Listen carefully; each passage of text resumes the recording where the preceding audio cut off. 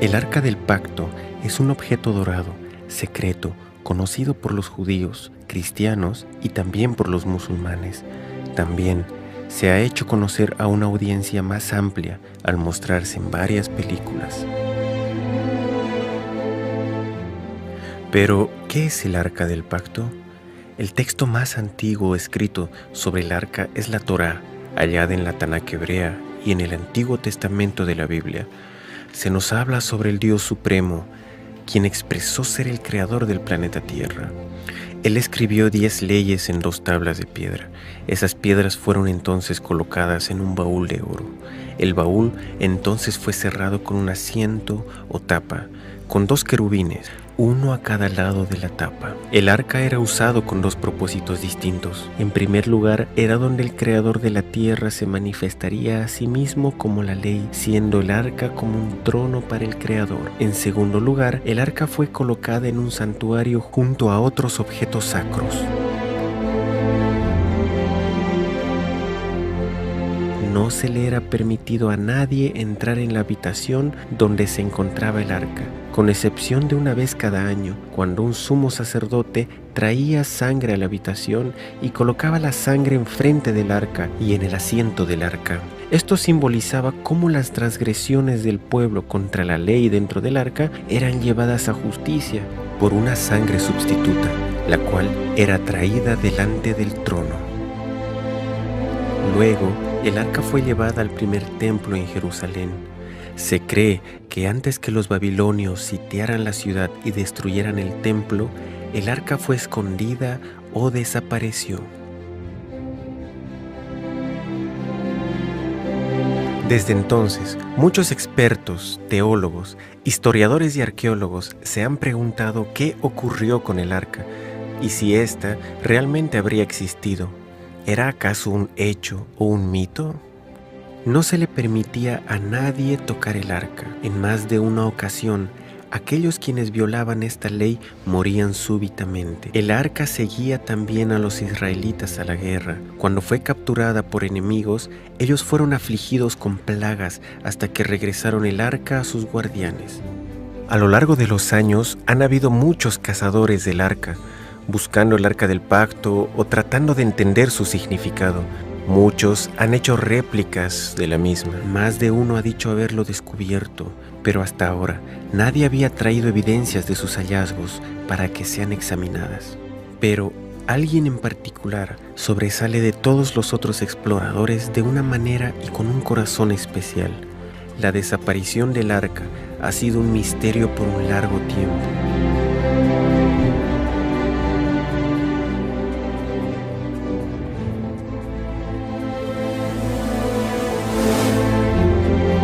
Todas las fuentes mencionan que su lugar de escondite estaba escrito mucho después de su desaparición y que está claramente basado en leyendas o atinos. La última vez que el arca es mencionado en la Biblia fue cuando el rey Josías ordenó que se colocara de vuelta en el templo, pero también sabemos que Babilonia conquistó a Jerusalén en los días de los hijos del rey Josías, unos 35 años después. Algo interesante sobre esto es que no hay ninguna mención del arca, a pesar que otros objetos que fueron llevados a Babilonia son mencionados. Sin embargo, el libro de los Macabeos, que se escribió varios cientos de años después de su desaparición, menciona que el arca había sido escondida en el monte donde Moisés vio la tierra prometida antes de su muerte. El libro de Baruc, un libro más reciente, menciona que Dios dejó que la tierra debajo de Jerusalén se abriera y que el arca volvería a la superficie nuevamente en el tiempo del fin. Y la literatura medieval menciona que el arca había sido llevada a Etiopía. Algunas especulaciones del siglo XX incluían lugares como Egipto y aún Irlanda. Pero, ¿qué es el arca y dónde está? Pueden estar actualmente relacionados. La principal función del Arca del Pacto era ser la silla gubernamental de Dios en su templo terrenal. El arca tenía muchas tareas fuera del santuario y no estaba limitada a los ritos de sacrificio. Tanto dentro como fuera del sistema del santuario, el arca era usada para defender el derecho de Dios como juez y único Dios verdadero y rey de toda la tierra. Este derecho estaba escrito en la ley, dentro del arca, la cual estipuló que él era el creador y que por tanto la tierra le pertenecía.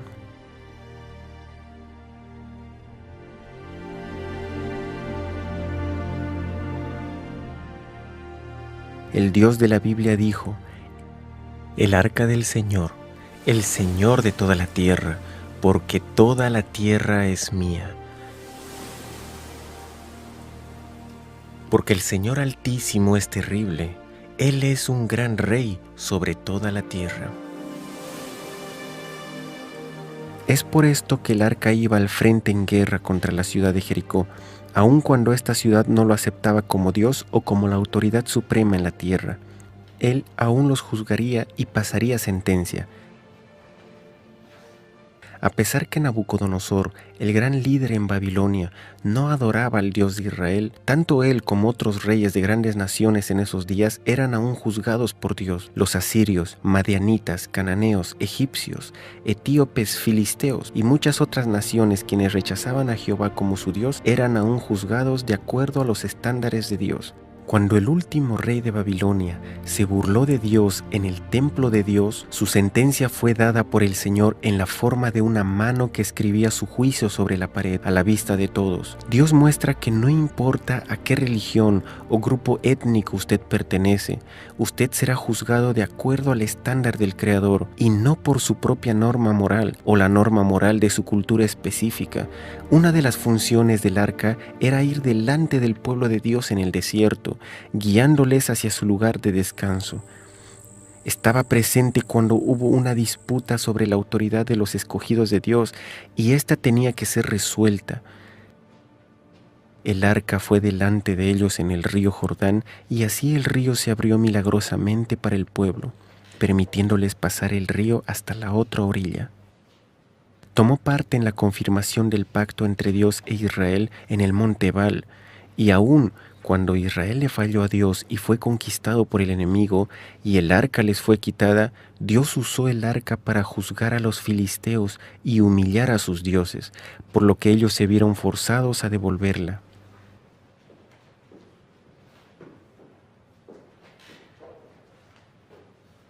En esta situación, Dios usó el arca como un símbolo de su reinado.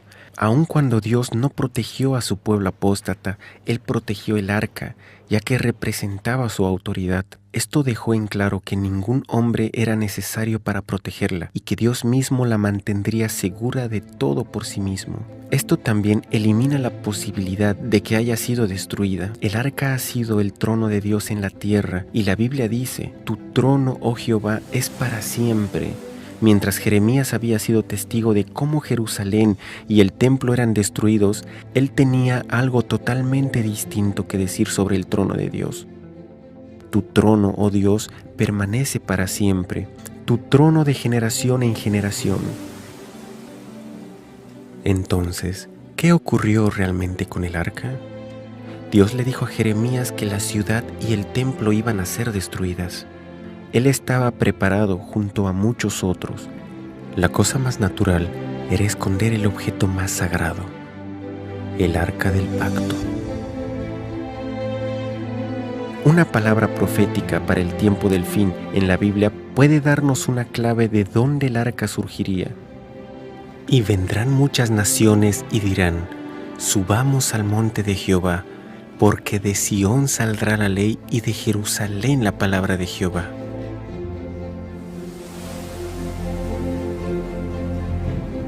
En el siglo XIX, en los inicios de la arqueología, varios estudiosos buscaban entre las ruinas halladas en el Medio Oriente.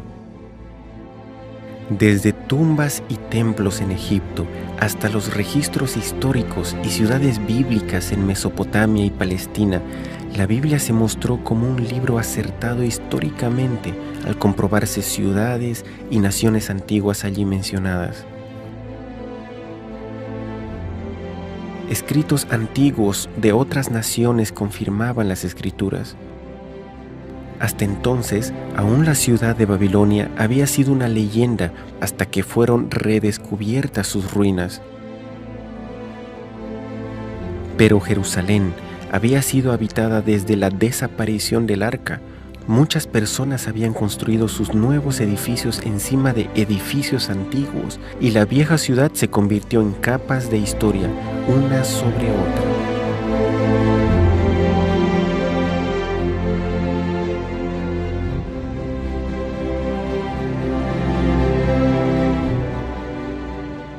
En 1854, un misionero, James Barclay, estaba caminando cerca de los antiguos muros de Jerusalén cuando se tropezó con la entrada de una gran cueva bajo la ciudad antigua, llena de túneles y aperturas.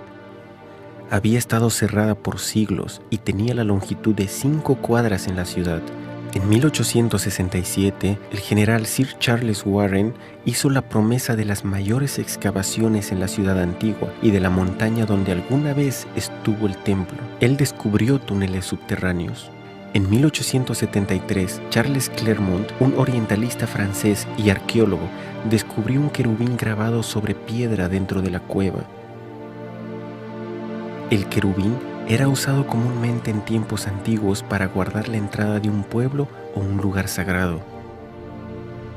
Este querubín tenía características similares a lo que era popular en el tiempo de la desaparición del arca.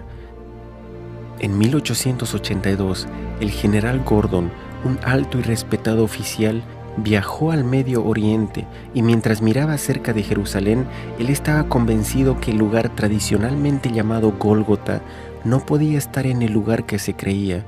La sección norte del monte del templo que fue cortada parecía encajar mucho mejor con la descripción bíblica y con el diseño de la antigua ciudad. Él comenzó excavaciones allí, pero tuvo que salir para ayudar en un conflicto en Sudán, donde murió, no pudiendo terminar su trabajo. Sin embargo, él tuvo el tiempo de escribir una carta a un amigo que contenía una declaración increíble.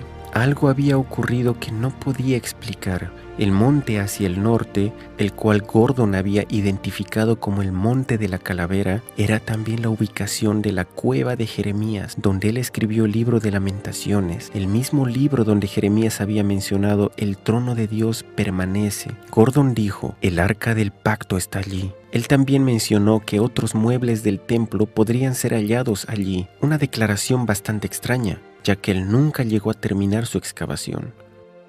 Entonces, ¿cómo sabía esto? Bien, el lugar fue dejado encubierto y las cartas del general Gordon permanecieron guardadas en algún lugar seguro. Cerca de unos 100 años más tarde, un hombre llamado Ron Wyatt había comenzado a orar a Dios para que lo usara para mostrar al mundo que la Biblia es verdad. Ron ya había estado observando la historia del diluvio y había investigado las posibles ruinas del arca de Noé.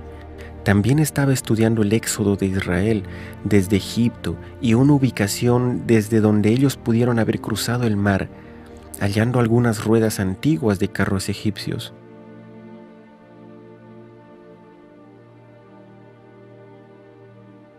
Después de uno de los viajes de buceo, Ron Wyatt visitó Jerusalén en su viaje de regreso a casa.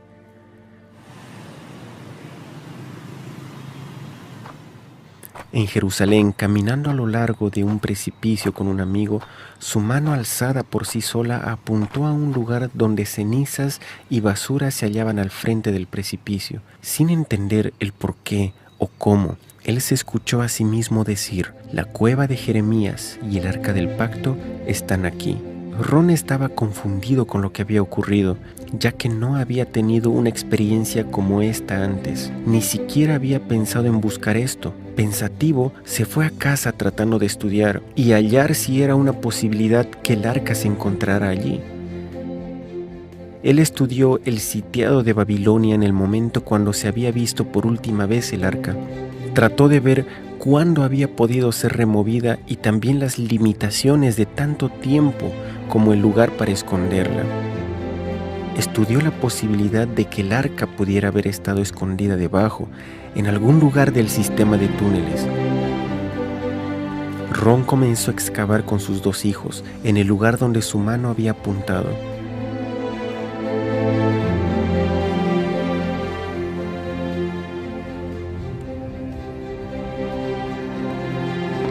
Sin embargo, Pronto descubrieron que una gran roca montañosa dificultaba la excavación hacia abajo. Esta vez ellos comenzaron a cavar unos pocos metros hacia la derecha. A medida que comenzaron a excavar, él halló rápidamente 3 nichos del lado del precipicio. Ron pensó que quizás estos podían ser nichos que albergaban símbolos del periodo romano. Después de todo, Gólgota se hallaba más cerca a la vía principal y en el tiempo de Jesús podría haber sido el lugar donde Jesús fue crucificado.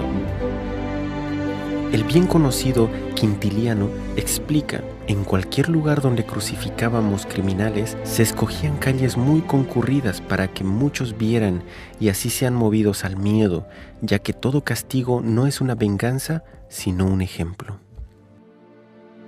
La ubicación de Gólgota, donde la iglesia bizantina fue construida, no se encontraba en la calle principal, pero este lugar sí lo estaba.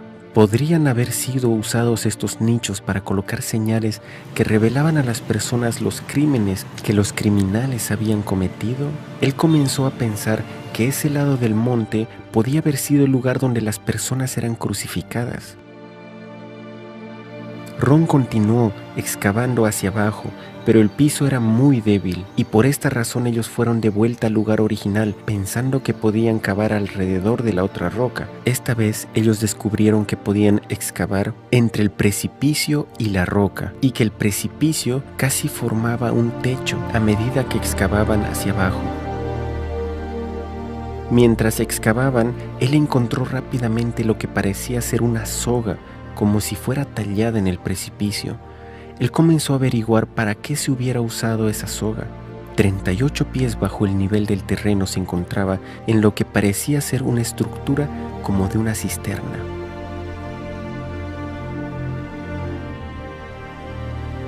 Era una estructura redonda, con escaleras hacia el fondo de la misma.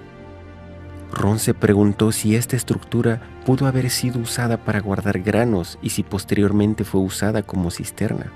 Con un cincel abrió la superficie y encontró una gran cantidad de piezas de vasijas de barro entre la tierra, usada como relleno para formar la cisterna. Cuando Ron mostró estas piezas de vasijas a las autoridades en antigüedades, al examinarlas, ellos le informaron que algunas de estas eran del periodo jebusita. Los especímenes más recientes eran aquellos del periodo romano. Él continuó a lo largo de la superficie del precipicio, bajo el lugar donde se hallaban los nichos. Por las piezas de barro y monedas que había encontrado, ellos entendieron que estaban sobre el nivel romano. Mientras cavaban, hallaron muchos huesos de dedos que confirmaban sus sospechas sobre este lugar, el cual pudo haber sido el lugar para ejecuciones adicionalmente a la crucifixión. El apedreamiento era también practicado durante la era romana judía. Fuera de la estructura como de cisterna que Ron descubrió, encontró otra estructura circular en el lado opuesto. Solamente la base de la estructura circular parecía estar intacta.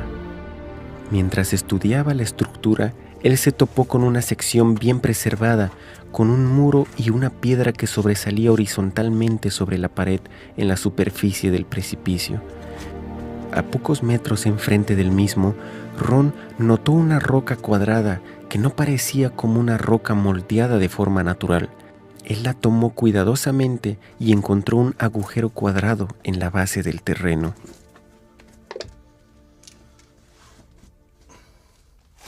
¿Podría haber sido este un agujero para una cruz?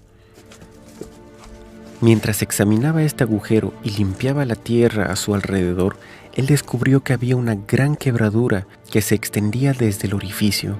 Parecía que el agujero había sido hecho sobre la superficie, en la base de tierra del frente. A un nivel más bajo, él halló otros agujeros para cruces, pero él no podía sacar de su cabeza que aquel agujero en la plataforma, con la resquebradura que se extendía fuera de sí, pudo haber sido el agujero que sostuvo la cruz de Cristo. Recordaba en las Escrituras que un terremoto había sacudido el monte cuando Cristo murió. ¿Podía esta resquebradura apuntar el agujero que sostuvo la cruz? El agujero se extendía unas 23 pulgadas en el suelo firme, mientras que la hendidura parecía extenderse mucho más profundo.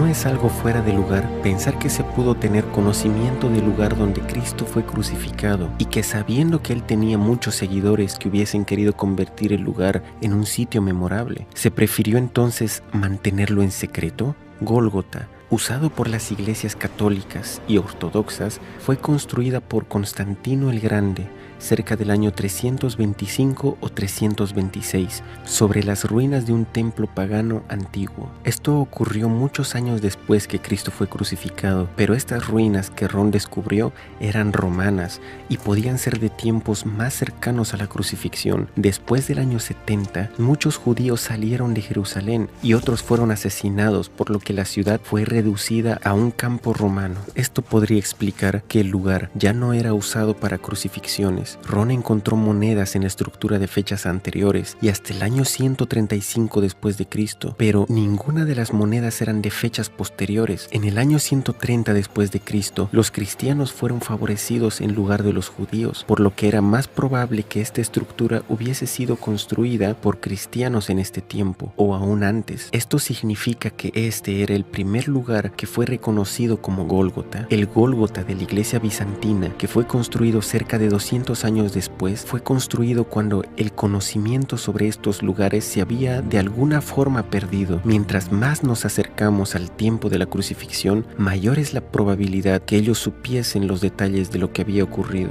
El hecho que las monedas halladas por Ron en el edificio antiguo pertenecían al año 135 después de Cristo indica que quien hubiese construido y usado esta estructura antigua aparentemente la abandonó y con el tiempo dejó la religión. El hecho que las fundaciones estaban aún intactas podían indicar que no sufrió destrucción por manos de invasores. Eventualmente, con el tiempo, la estructura fue cubierta con tierra y residuos. En cualquier caso, la evidencia mostraba que la estructura pudo haber sido construida mucho antes que la iglesia del Santo Sepulcro. Ron y sus dos hijos trabajaron por un periodo de casi 2 años. Ellos continuaron buscando en el nivel romano alguna cueva o entrada al túnel, pero sin suerte. Ron tuvo la impresión de hacer una hendidura en el muro del precipicio. Ellos oraron y continuaron sintiendo la misma impresión. Utilizaron martillos y cinceles y después de un corto tiempo pudieron ver un espacio abierto detrás. Agrandaron el agujero para que así pudiesen entrar a través de la cueva. Dentro pudieron ver que tenía unas dimensiones de 15 pies de altura y de ancho. Al principio, Ron se sintió sumamente emocionado cuando descubrieron la cueva, pensando que el arca podía estar dentro de ella. Pero la cueva estaba vacía y de allí se abrían una gran cantidad de aperturas dentro del monte. Ron continuó explorando cada cueva y cada apertura que pudieran encontrar dentro del sistema colosal de cuevas.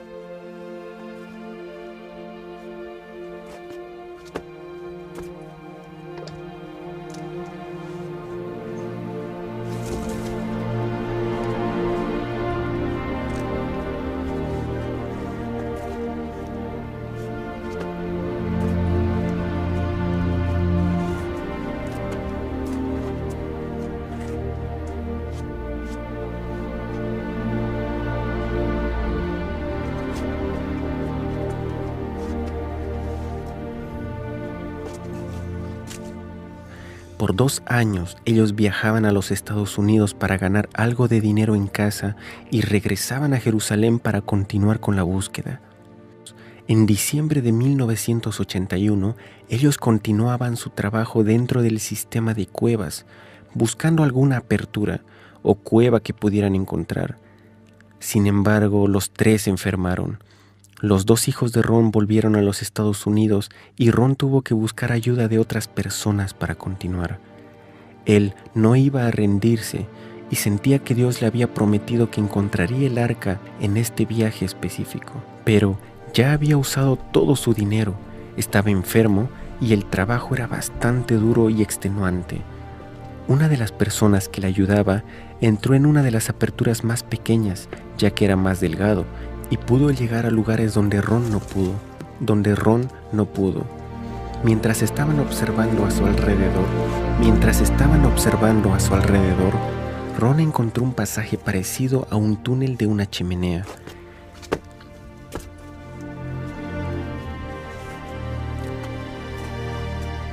Y de allí salía un túnel donde Ron tenía que exhalar para poder pasar a través de él. Entonces notó una estalactita de unas 16 pulgadas de longitud enfrente del muro al precipicio.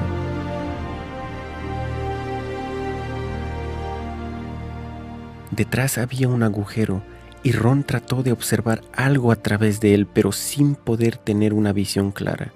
Entonces él lo agrandó un poco y podía ver una cueva dentro que no parecía algo tan prometedor, parecía ser solo una cueva llena de rocas. Determinado a ver en todas partes, agrandó el agujero lo suficiente como para que su ayudante pudiera entrar, pero su ayudante salió rápidamente con una mirada aterradora en su rostro gritando: ¿Qué hay allí? ¿Qué hay allí? Yo no voy a entrar nuevamente allí. Entonces trató de salir del sistema de cuevas tan rápido como le fuese posible. Ahora Ron se dio cuenta que podía haber algo allí, por lo que agrandó el agujero lo suficientemente grande como para que él entrara. Era el 6 de enero de 1982. Había un espacio de unas 18 pulgadas entre las rocas y el techo. Ron comenzó a alumbrar con su linterna a través de las rocas para ver si había algo debajo.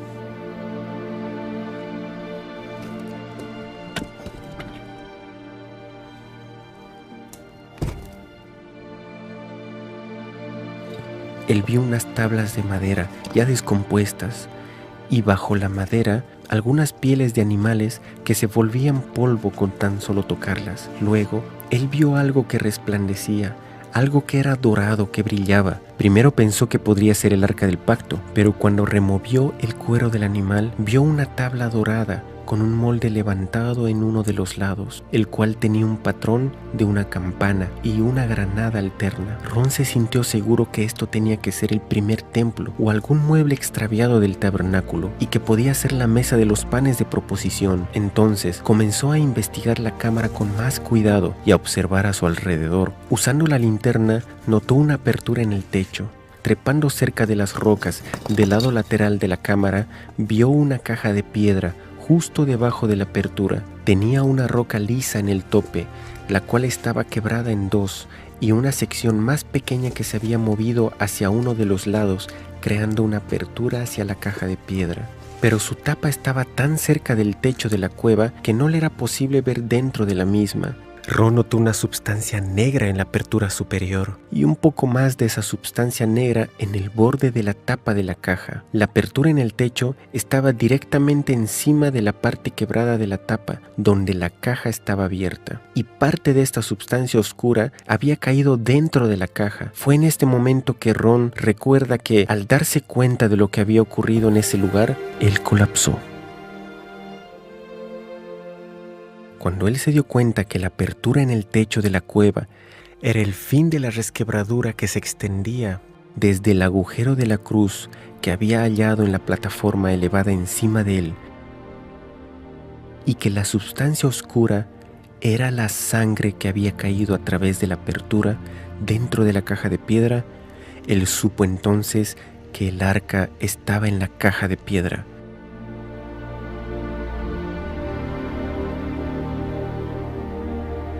Pero el descubrimiento más maravilloso era el ver que la sangre de Cristo había actualmente caído en el propiciatorio del Arca del Pacto.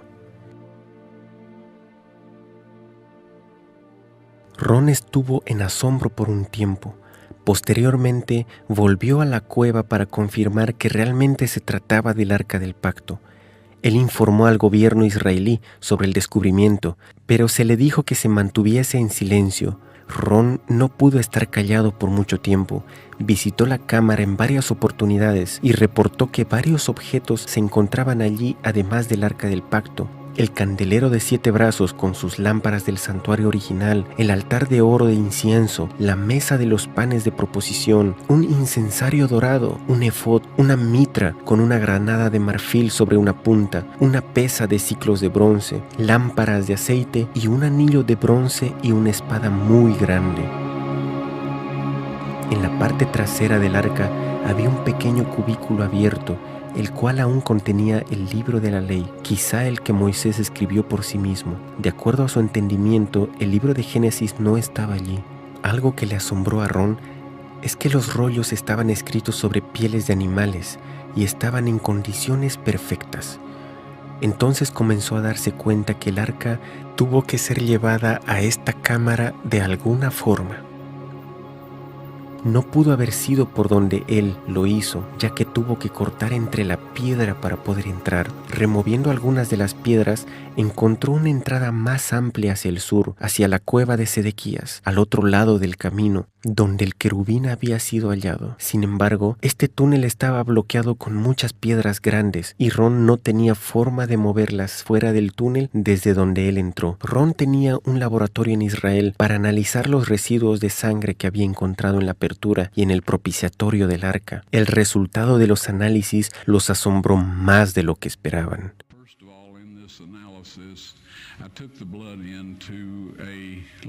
En primer lugar, en este análisis yo tomé la sangre en un laboratorio en Israel. Pregunté a una de las personas con las que trabajo dónde había un buen laboratorio, cuyo trabajo sea confiable. Ellos dijeron, tal y tal. Y yo la llevé allá. Dije, por favor examinen esta sangre y díganme lo que pueden decirme sobre él. Ellos dijeron, nosotros vamos a reconstituirla, vamos a colocarla en una solución salina normal y mantener la temperatura corporal por 72 horas con un movimiento suave. Ese es su negocio, yo dije, yo quiero estar allí cuando ustedes lo examinen. Ellos dijeron, bien, así que regresé y ellos lo analizaron. Y ahora digo lo que ellos dijeron. Es sangre humana, podemos decir eso. Ellos hicieron todos los exámenes que necesitaban hacer. Entonces dije, tomen algunas células blancas y colóquenlas en un medio de crecimiento y manténganlas a temperatura ambiente por 48 horas. Ellos dijeron, eso no será de ninguna ayuda, ya que está muerta. Yo dije, por favor, ¿podrían hacer eso? Ellos me dijeron, está bien, lo haremos. Así pues, yo les dije que quería estar allí cuando ellos sacaran la muestra para examinarla. Regresé al lugar cuando ellos sacaron la muestra para examinarla bajo un microscopio y uno de los técnicos llamó a otro y luego ellos llamaron a su jefe y estaban hablando en hebreo cerca de 1 minuto y me miraron y me dijeron, señor Wyatt, esta sangre humana tiene solamente 24 cromosomas en ella. Cada persona tiene 46. Esto es 23 cromosomas de su madre y 23 de su padre, 22 autosomas de su madre y 22 autosomas de su padre. Usted tiene una X de su madre y usted puede obtener una X o Y de su padre. Esta sangre tiene 23 cromosomas del lado de la madre y un cromosoma Y solamente. Usted verá, un niño no pudo haberse desarrollado si no tuviese los autosomas de su madre, así que todas las características físicas fueron determinadas por el lado de su madre. Sus autosomas, su sexo varonil fue determinado por esta Y, que vino de una fuente, pero no de un varón humano. Entonces ellos dijeron, esta sangre está viva. Cuando ellos preguntaron, ¿de quién es esta sangre?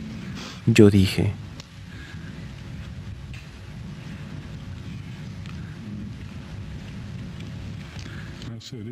es la sangre de vuestro Mesías.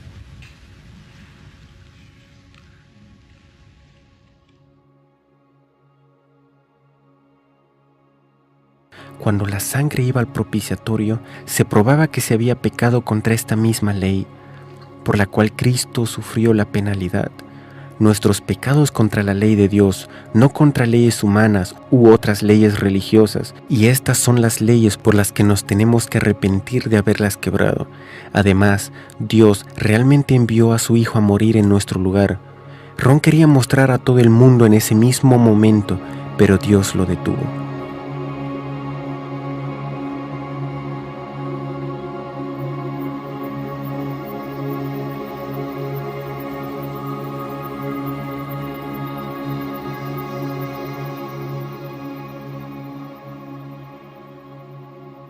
En su cuarta visita a la cámara, el túnel fue limpiado y los muebles se colocaron en orden. Ron sintió inmediatamente la presencia de ángeles en la habitación y vio a 4 ángeles, 2 de pie, uno en cada lado del arca. Ellos le dijeron que habían sido designados para proteger el arca, y entonces le dijeron a Ron que colocara su cámara en un trípode y grabara. Ellos alzaron la tapa del propiciatorio y le ayudaron a sacar los 10 mandamientos escritos en 2 tablas de piedra. Ron las sostuvo, mostrándolas a la cámara. Luego le dijeron a Ron cuándo Dios tenía planeado enseñar esto al mundo. En el tiempo apuntado por Dios, cuando la ley dominical sea forzada a guardarse, poco después de esto, estas tablas serán mostradas al mundo.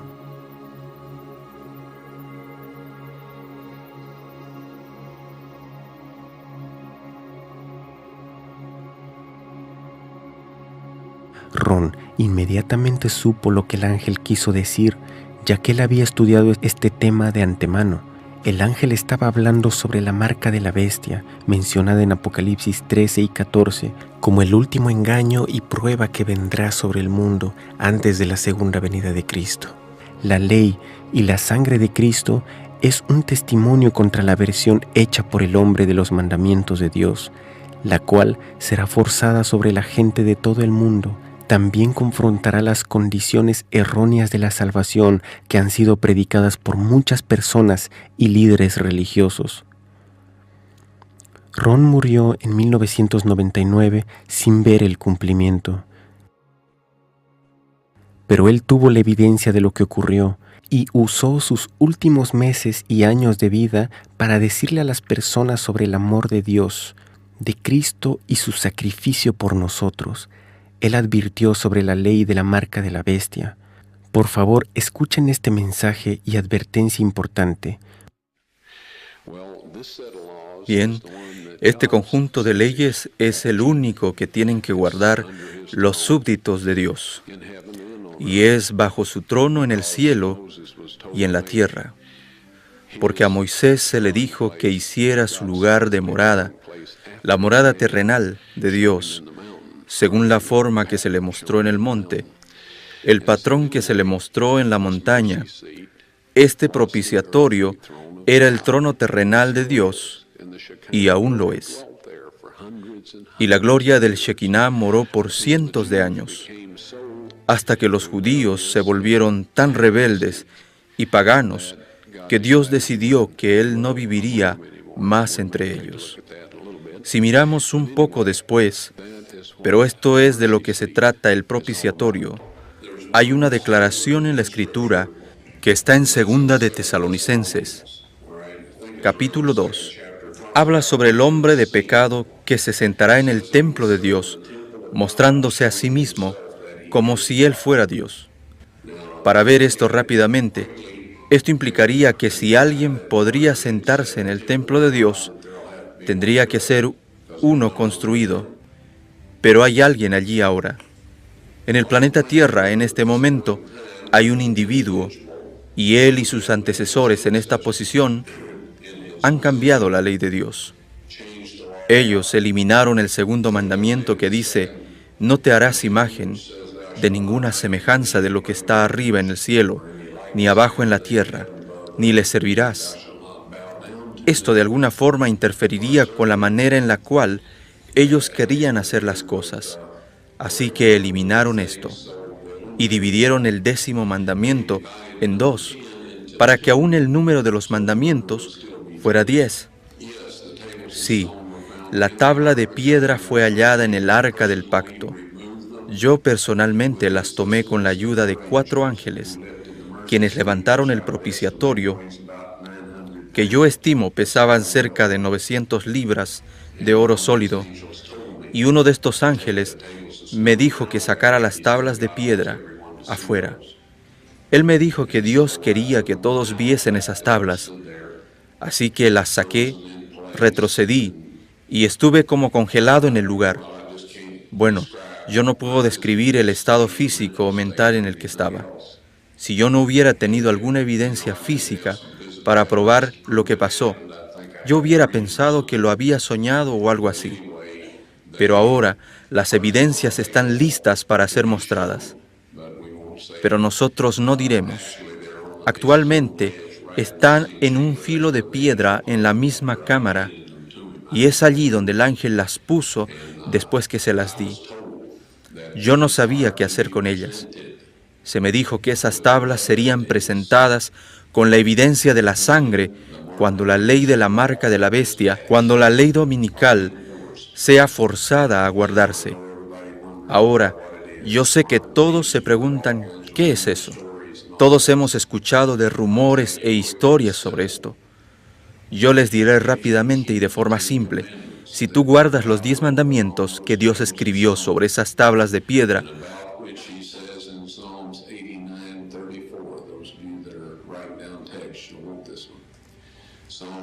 sobre lo que Él dijo en Salmos 89:34, no olvidaré mi pacto, ni mudaré lo que ha salido de mis labios.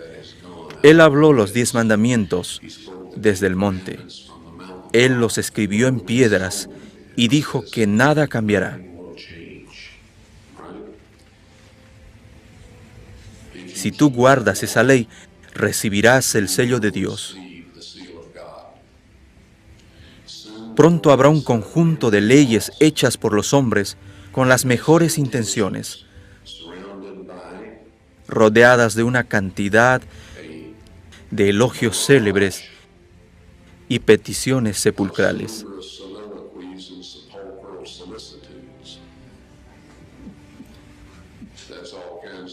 Esto es, todo tipo de historias y todo esto, instigado por el diablo, para hacerte creer que esto es lo mejor que puede pasarle a la raza humana.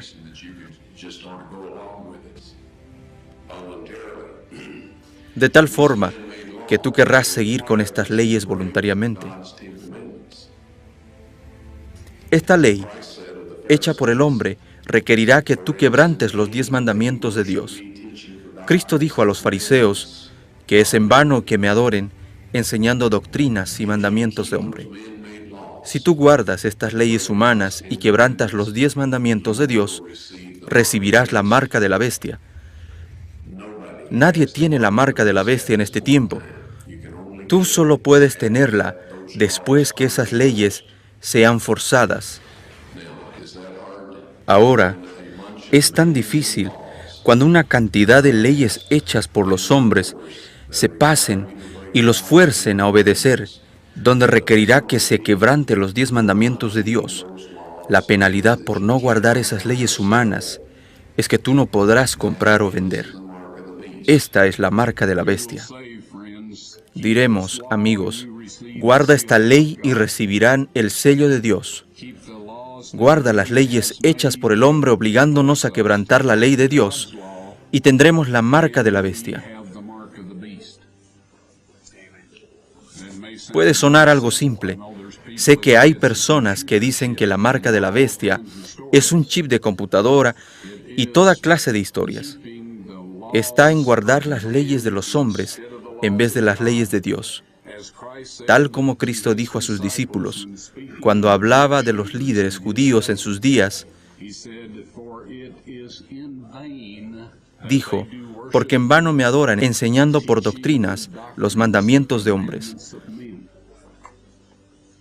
Dios no aceptó la ofrenda de Caín de frutas y verduras. Él no aceptará ningún sustituto por nuestra lealtad a Él, guardando sus 10 mandamientos.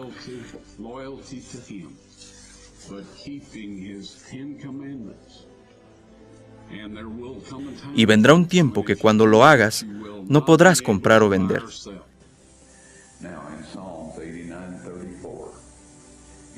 Dios dijo, no olvidaré mi pacto, ni mudaré lo que ha salido de mis labios. Eso significa los 10 mandamientos, lo cual es el pacto. Él no va a cambiar lo que habló en la cumbre del monte, que está registrado en el 20º capítulo de Éxodo. Él no va a cambiar eso. Cuando yo vi las tablas de piedra y vi lo que decían, ellos decían exactamente lo mismo que el texto hebreo original en el libro de Éxodo. Exactamente. Y eso no va a cambiar. Ahora la Biblia nos advierte que Satanás vendrá con milagros y engaños. ¿Cómo podemos decir qué milagro es de Satanás? Porque él es un ser sobrenatural y todos los ángeles caídos son seres sobrenaturales. Ellos pueden hacer cosas que son milagrosas. Desde nuestro punto de vista, ¿cómo podemos saber qué es de Dios y qué no lo es? Si ellos dicen que los mandamientos de Dios son vigentes y que quebrantar esos mandamientos es pecado, entonces son de Dios. Si ellos dicen cualquier otra cosa fuera de esto, ellos no son de Dios y no tenemos que escucharlos, a pesar de cualquier clase de milagros que ellos hagan. Las tablas de piedra se exhibirán después de la ley dominical nacional, cuando sea obligatoria. Estas fueron las palabras exactas del ángel, tal como yo las recuerdo.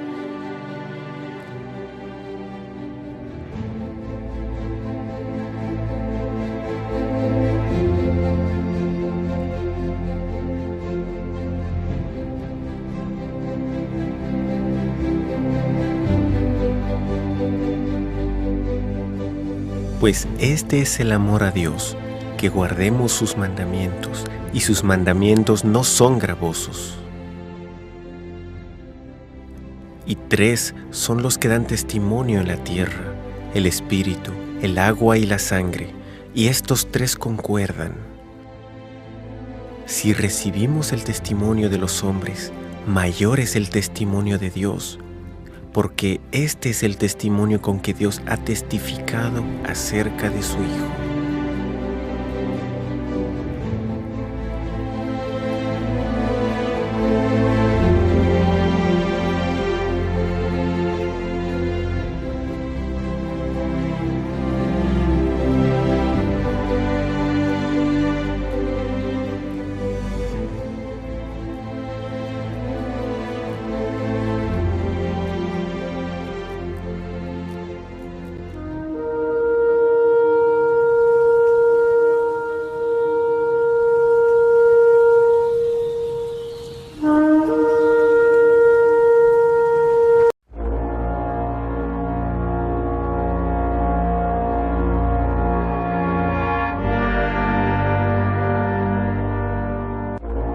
Good evening, Ron. Thank you very much for all 3 for seminars. Wonderful, thank you.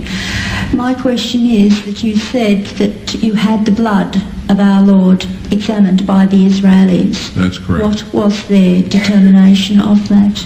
Okay. Dried blood is dead blood. Everybody knows that, all right?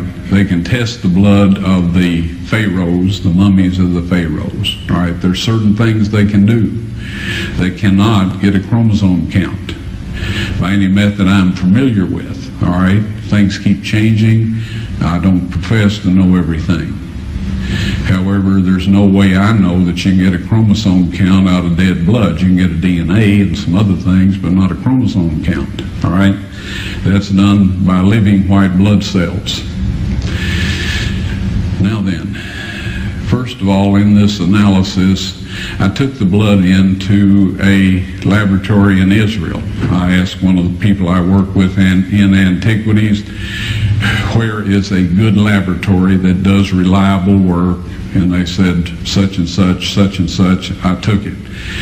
I just said, please examine this blood and tell me what you can tell me about it.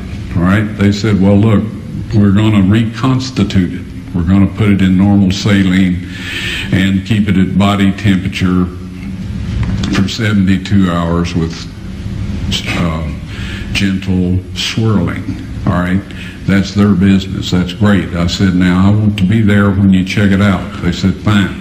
So I was back.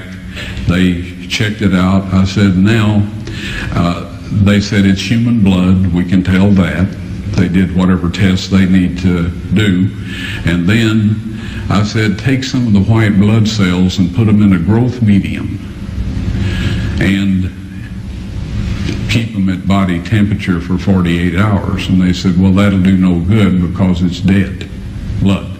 I said, would you please do that for me? And they said, okay, we'll do it. So anyway, I said, I want to be there when you take it out and examine it. So I was back there. They took it out, examined it under a microscope, and the one technician called the other one over there, and then they called the boss over there, and they were talking Hebrew a mile a minute there for a little bit, and they looked at me and they said, Mr. Wyatt, this human blood only has 24 chromosomes in it. Everybody else has 46. You see, 23 from your mother, 23 from your father, 22 autosomes from your mother, 22 autosomes from your father. You get an X from your mother, you may get an X or a Y from your father, all right? This blood had 23 chromosomes from the mother's side, one Y chromosome only. You see, the child could not have developed if they hadn't had the autosomes from the mother. So all of his physical characteristics were determined by his mother's side of the family, her autosomes. His maleness was determined by this one Y that came from the source, not a human male. Then they said, this blood is alive. And then they said, whose blood is this?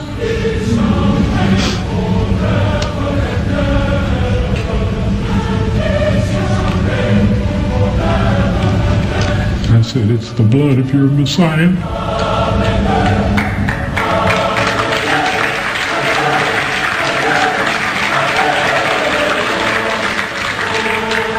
And I assure you, those men's lives have changed.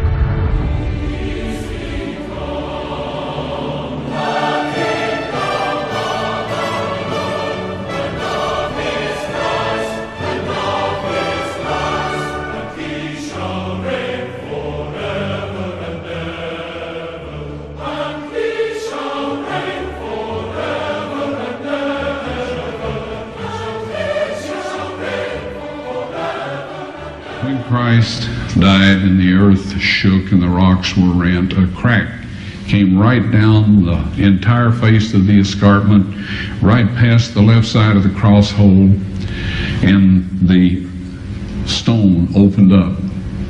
Down below, 20 feet below, God had arranged for the Ark of the Covenant with its mercy seat, if you please, his earthly throne, to be positioned right down there 600 years before in 586 BC when the Babylonian army destroyed the city. When the centurion stuck his spear in Christ's spleen and probably left ventricle to make sure he was dead before he gave the body to Joseph of Arimathea, when he pulled that spear out, the separated platelets and serum of the blood of the Son of God gushed out, went down through that crack onto the mercy seat. and that ratified the Old Covenant and the New Covenant. The fourth trip I made into this chamber, it was spotless. The furnishings were set in perfect order. The Ark of the Covenant, however, had been placed against the wall, the end of the cave. The end of the cave was a beautiful crystal radiating the colors of the rainbow. Now, I know New Age and all that goes in for rainbows, so do homosexuals and all of that. But God used it first, all right? It's around His throne, and it's around His earthly throne. Now, there's no veil in this setup. So it is the earthly, it's God's temple on earth, or His residence where He once dwelt. And anyway, when I found it like this, there were 4 young men standing in there. And I started to say, you know, what are you doing here? And I froze. I couldn't move, couldn't breathe, couldn't do anything. One of the people said, we are the 4 angels that have been taking care of the ark since Moses put the tables of stone in it, right? And they instructed me to set up my video camera with the tripod, aim it at the Ark of the Covenant, and they went over, lifted the mercy seat up. I don't know how heavy it is. I've never tried to lift it, but it's solid gold. And the angel said, take the tables of stone out of there. God wants everyone to see those. I took them out, all right? They put the mercy seat back down over the Ark of the Covenant. I backed away a little bit. The angel came, got the tables of stone, put them on a rock ledge inside the chamber, and I was then instructed to take a sample of the blood from the mercy seat, have that analyzed, and I did everything the angel told me to do.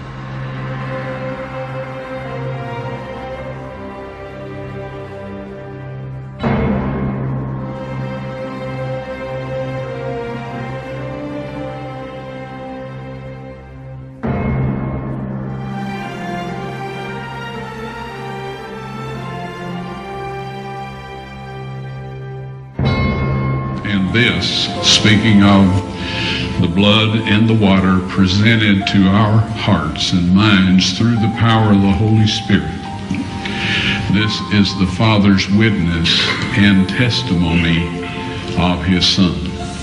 Now, in a court trial, a witness gives a testimony. That testimony becomes evidence or proof, right? So what this is saying in our language of today is that the blood and water on the mercy seat of the Ark of the Covenant, the earthly throne of the living God, is the Father's proof to the inhabitants of this world that His Son has indeed died for us, that we have been redeemed, and that we can come to Him in the name and blood of His Son, receive forgiveness and restoration, so that one day, as recorded in the 22nd chapter, 14th verse of the book of Revelation, it says, blessed are they that do His commandments, that they might have a right to the tree of life, and may enter in through the gates into the city. The payment, dear friends, has been made. And in God's appointed time, you will be able to see the proof for yourself. I believe the Ark of the Covenant will stay right where it is throughout eternity. It is God the Father's proof to the inhabitants of this earth that His Son died for us. Now, there are some things that are going to happen in the future that will involve 144,000 getting to see that.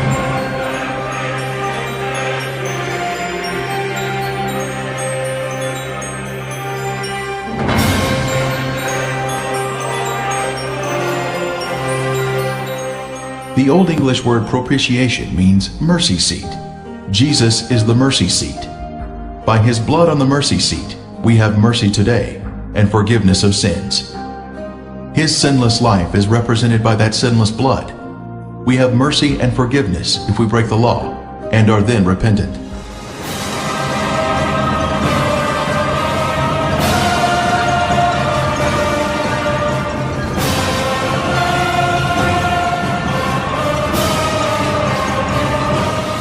For hundreds of years, the blood of bulls and goats was cast toward the east, creating a vacant western side on the mercy seat.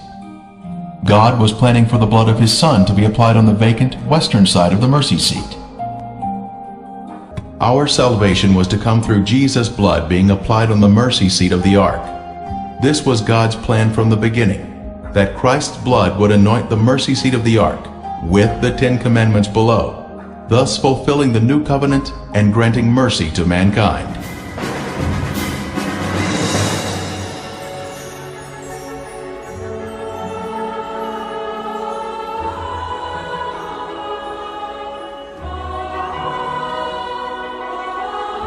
So yes, the tables of stone are out of the Ark of the Covenant.